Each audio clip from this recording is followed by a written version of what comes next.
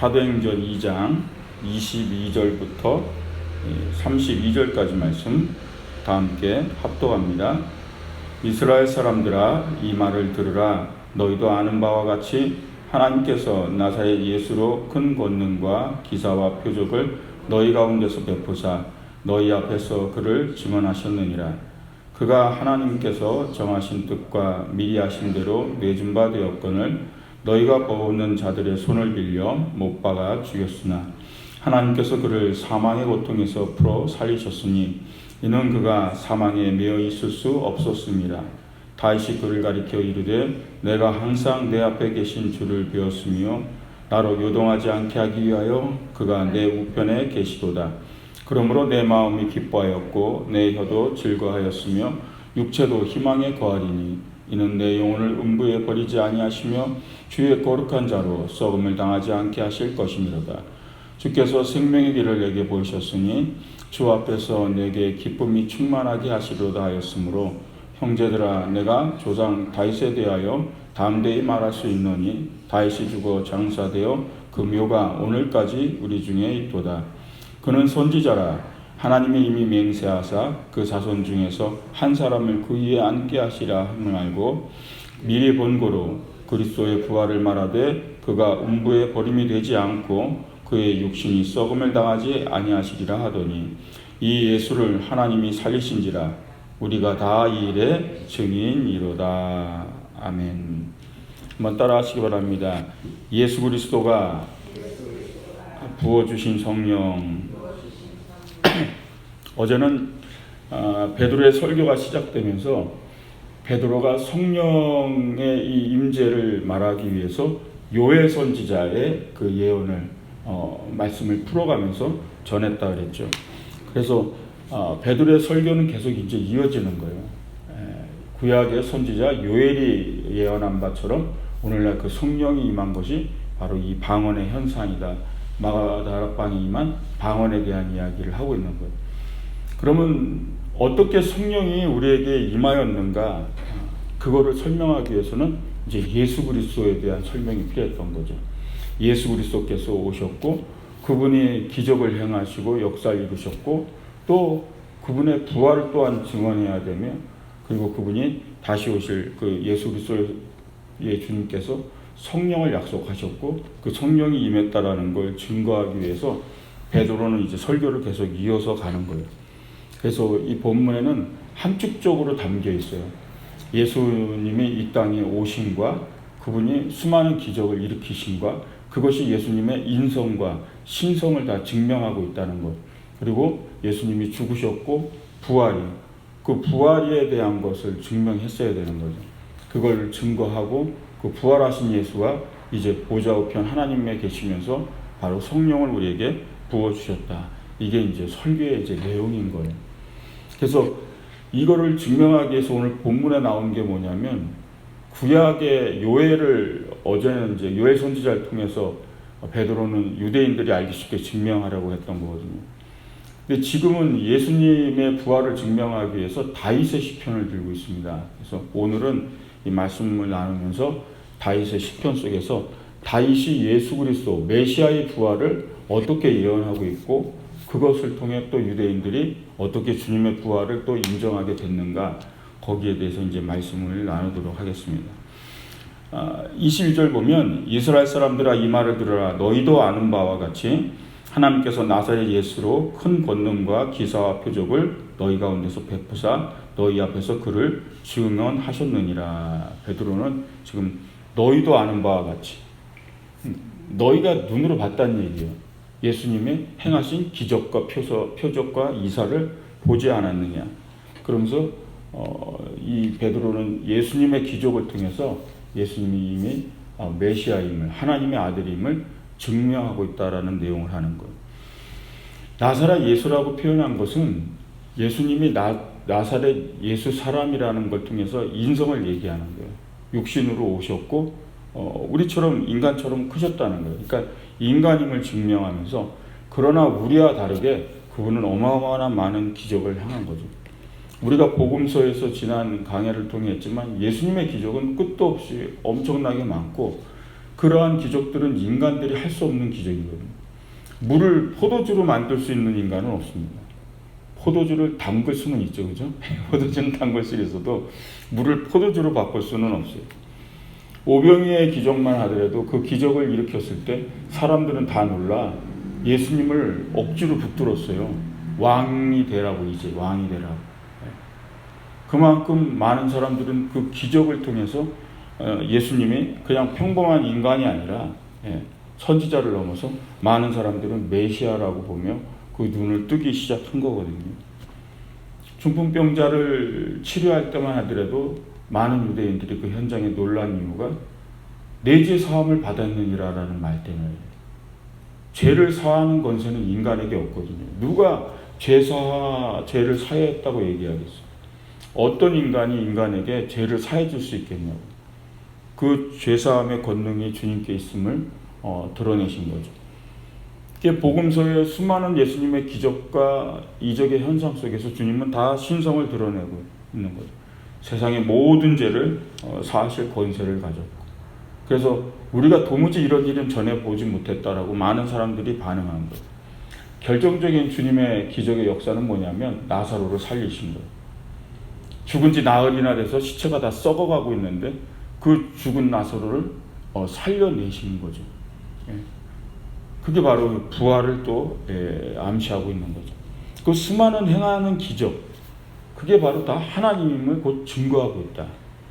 그러니까 베드로는 성령을 말하기 위해서 먼저 증명해야 되는 게 뭐냐면 예수가 그리스도임을 증명했어야 되는 거거든요.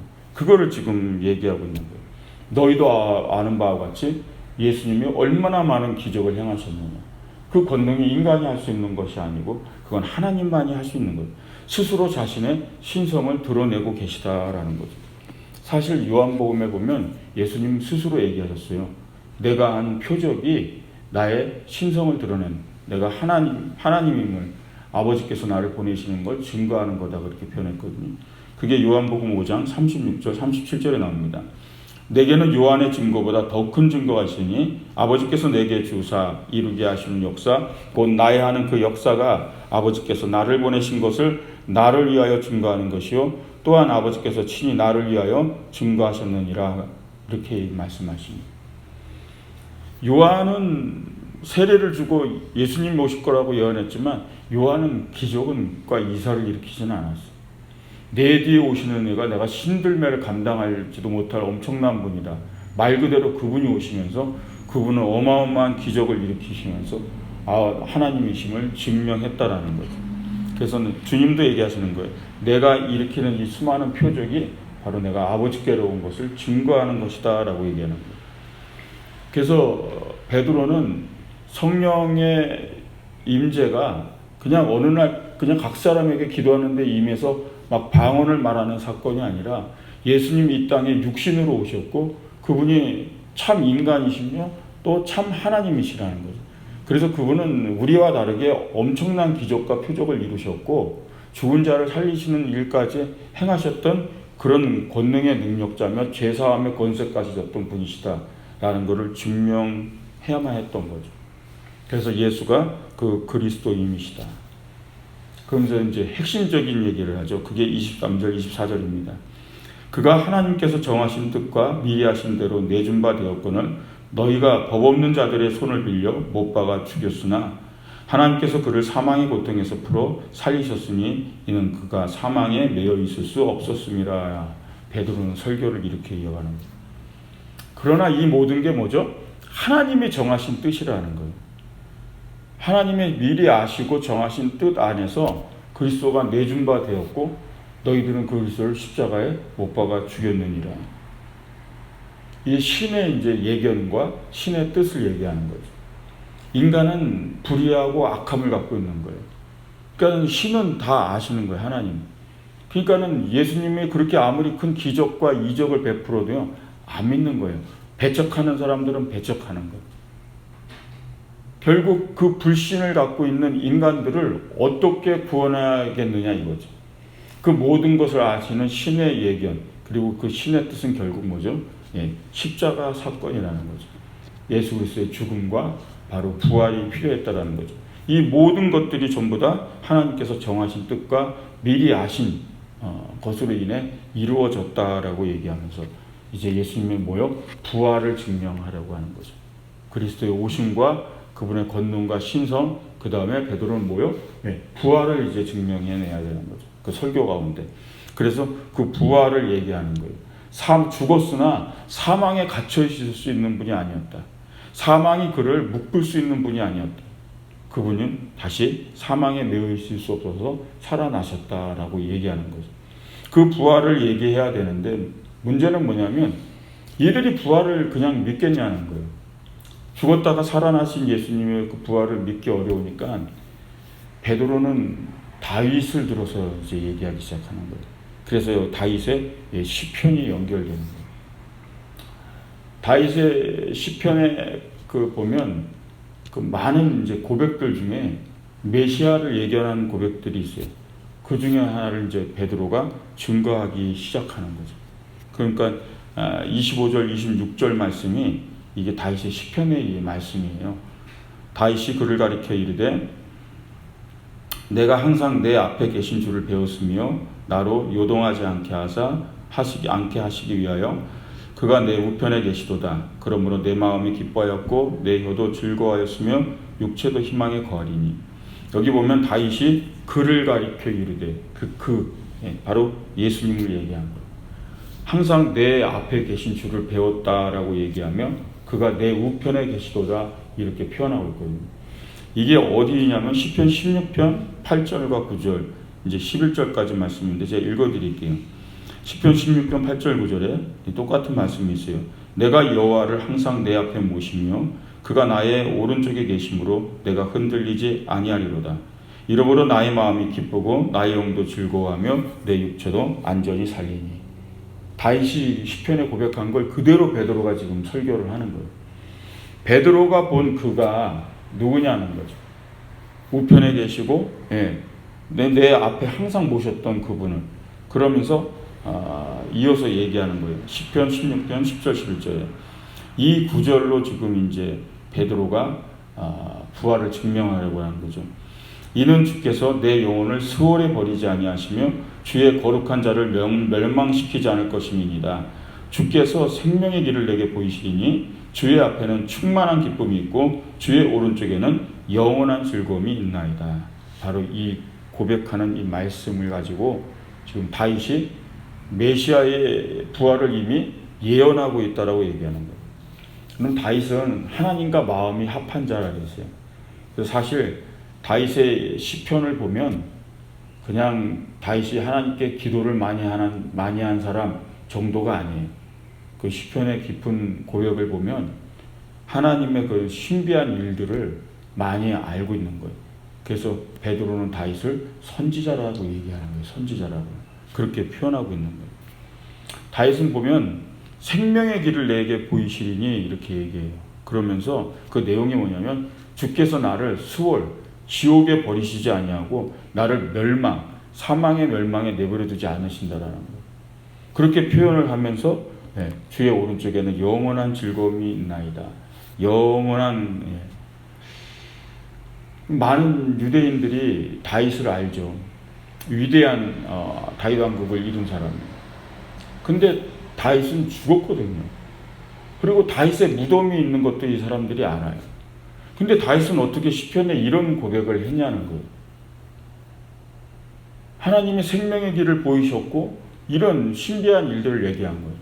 수월도 나를, 죽음도 나를 가둘 수 없다라는 표현을 쓴 거예요. 그대로요.